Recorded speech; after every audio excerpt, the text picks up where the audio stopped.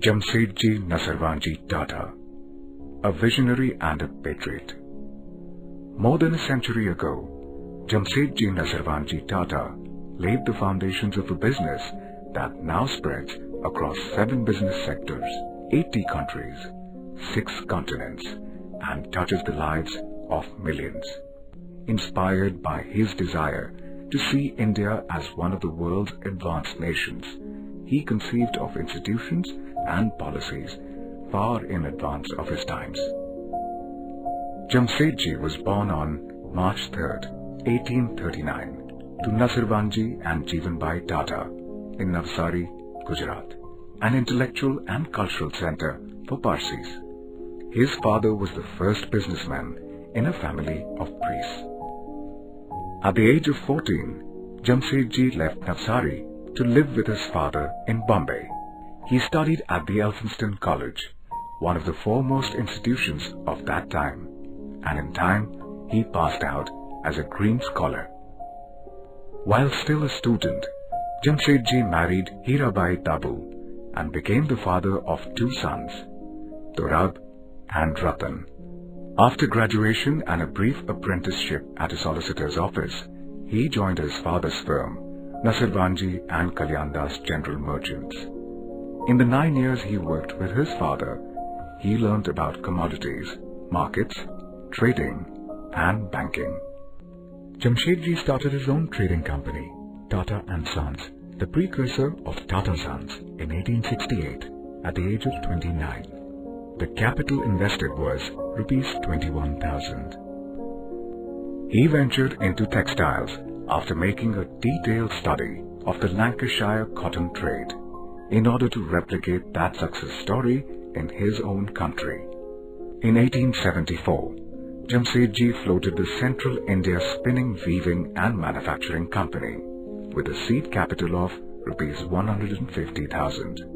He went against prevailing wisdom and based the company in Nagpur, the heart of Maharashtra's cotton country, rather than Bombay or Ahmedabad. On January 1st, 1877, the day Queen Victoria was proclaimed Empress of India, the Empress Mills came into existence. Empress Mills introduced many innovative products and processes. Jamshedji went against established conventions and set up a board of directors, with Nusserwanji as chairman and himself as the managing director. He introduced ring spindles instead of mule and induced the manufacturers to refine them to give 12,000 revolutions instead of 6,000. Jamshedji pioneered several welfare schemes for workers at Empress Mills: shorter working hours, well-ventilated workplaces, recreation facilities, creches, sanitary living quarters, filtered water, and a dispensary for treating minor ailments. He launched Provident Fund, gratuity, and accident compensation schemes for workers long before they became statutory in the West. In 1867, on a visit to check out new machinery at Manchester, he attended a lecture by Thomas Carlyle, English philosopher and author, and was much struck by his statement that the nation that has the steel will have the gold. Driven by his dream of seeing India among the League of Industrialized Nations, Jamshedji decided to build a world-class steel plant in the country. The British government was skeptical and reluctant to extend support to Jamshedji's venture. Sir Frederick Upcott, the Chief Commissioner of the Great Indian Peninsula Railway, scornfully promised to eat every pound of steel rail the Tatas succeed in making. Jamshedji was unfazed. He started diligently collecting information on minerals in India. At his request, Charles Perrin, the foremost geologist in America, came to India to prospect for the best site. He said he was compelled to do so by the character, force, and kindliness radiating from Jamshedji's face. Jamshedji went to America to study the technology being used by the steel plants. He saw the poor conditions American workers lived in and was determined this would not happen at the steel plant he set up. He described his concept of a township for steel workers in a letter to his son Dorab, 5 years before a site for the steel plant had been finalized. Be sure to lay wide streets planted with shady trees, every other of a quick-growing variety. Be sure that there is plenty of space for lawns and gardens. Reserve large areas for football, hockey, and parks. Earmark areas for Hindu temples, Mohammedan mosques, and Christian churches.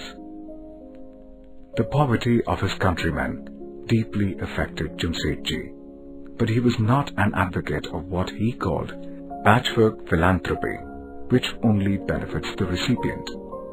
He believed that what advances a nation or a community is to lift up the best and the most gifted so as to make them of the greatest service to the country.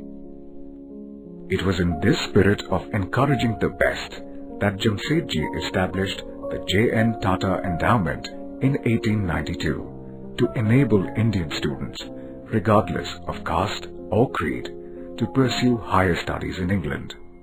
This flowered into the Tata scholarships. Jamshedji's vision for India did not stop at a steel plant.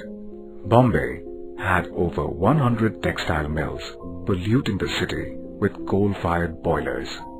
He wanted to replace them with a clean source of energy, hydroelectric power.